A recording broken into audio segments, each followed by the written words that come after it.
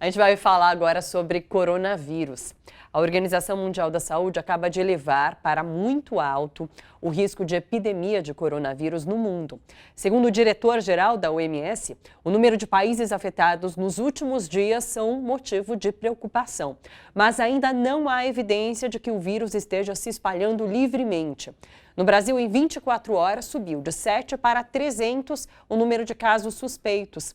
Segundo o Ministério da Saúde, esse salto se explica pelo aumento no número de países com casos positivos.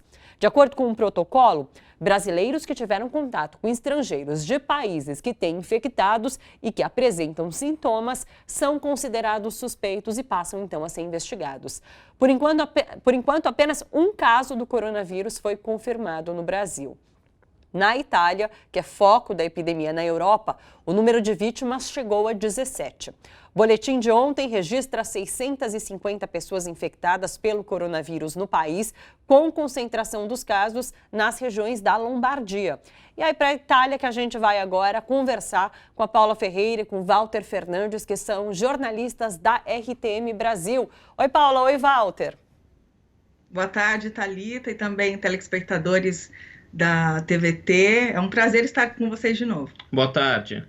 Prazer é nosso. Eu queria que vocês comentassem, então. Esse número se elevou bastante desde a última vez que a gente conversou. Acho que na época, anteontem, eram 400 casos. Hoje já são 650. Então, assim, realmente é de se espantar. Como está o clima aí? Continua tenso? As pessoas bastante preocupadas? Conta pra gente. Thalita, eu consegui tomar um sorvete hoje. A sorveteria aqui perto da rádio onde a gente trabalha estava aberta e muita movimentação nas ruas de Désio, de Serenho, que são os lugares que a gente mais frequenta, lugares onde a gente mora e que a gente trabalha. Então, a gente está sentindo o italiano um pouco mais tranquilo, né? As escolas ainda serão reabertas na próxima semana.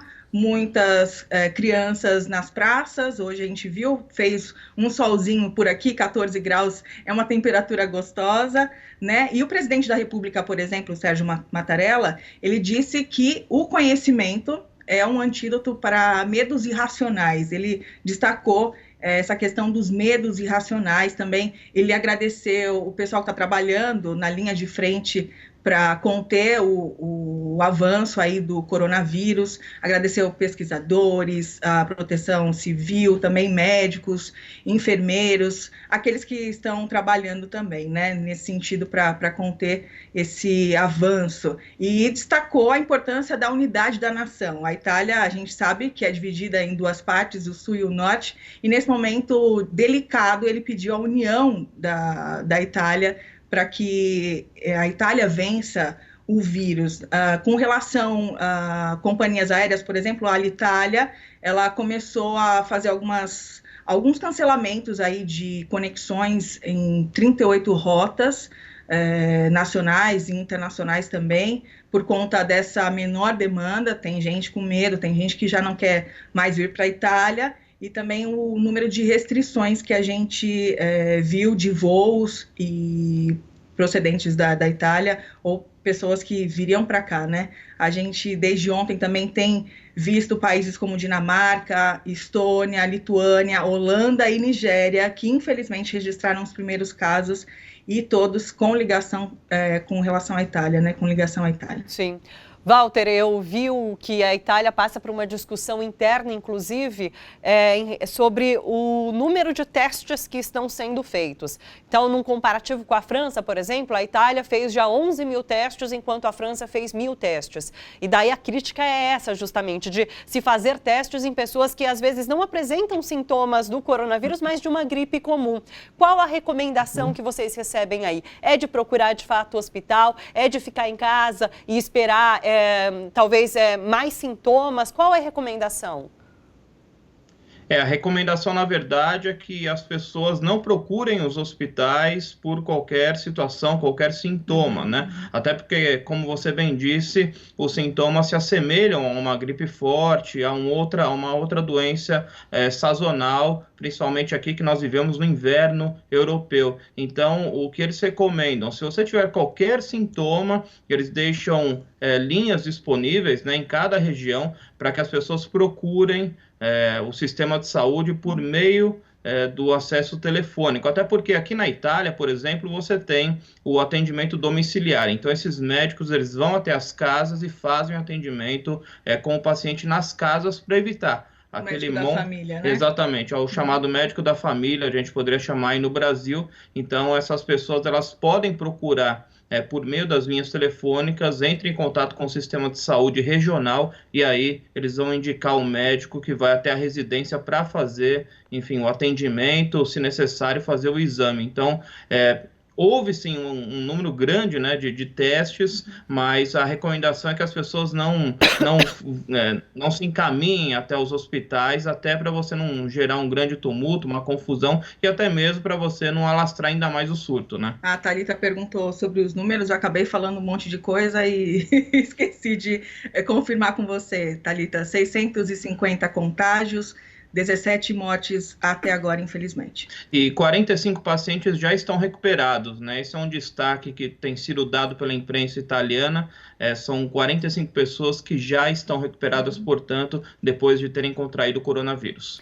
Como funciona o sistema de saúde aí na Itália? É assim como aqui no Brasil? Existe um sistema de saúde público? Sim, existe o sistema público, você tem uma pequena parcela de contribuição quando ocorre o atendimento, né? Caso você não tenha condições financeiras, aí você tem que assinar um termo de que você não tem essas condições, mas as pessoas têm acesso, têm pleno acesso e elas acabam pagando uma pequena taxa para que esse serviço possa ser de uma qualidade maior. Então, existe o sistema público, o sistema privado ele é muito pequeno, ele ocorre apenas para pessoas assim para uma parcela da população bem pequena. A grande maioria, ela vai para o sistema público que tem qualidade e tem essa parcela de contribuição do contribuinte em geral, da população em geral. Paula tinha relatado da última vez a falta de alguns mantimentos nos mercados. Isso continua, se mantém?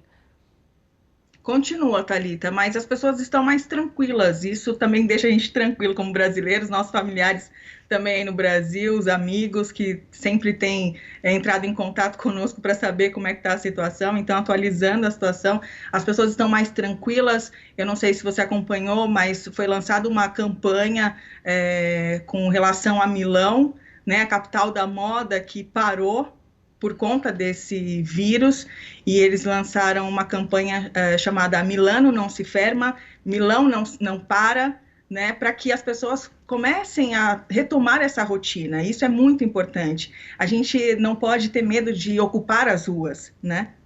Inclusive algumas lojas, infelizmente lojas chinesas, né, fechando por conta, não pela transmissão do vírus em si, mas pelo medo das pessoas, né? A Chinatown, que é um bairro todo chinês em Milão, um bairro com cerca de 25 mil chineses, ele também todo fechado durante a semana. Então, houve uma relação entre China e coronavírus que, enfim, passou dos limites, infelizmente, e aos poucos, as autoridades e também a população vai se dando conta de que foi um grande exagero, né? Agora, só um dado importante com relação às escolas, escolas de algumas regiões já devem reabrir na próxima semana, né? Na Emília-Romanha, também no nordeste do país e em Piemonte. Então, são províncias e regiões importantes da Itália que vão voltando às aulas. Por quê? Foram 5 milhões de estudantes sem aula nessa semana, o que dá um total aí de 60% da população escolar do país.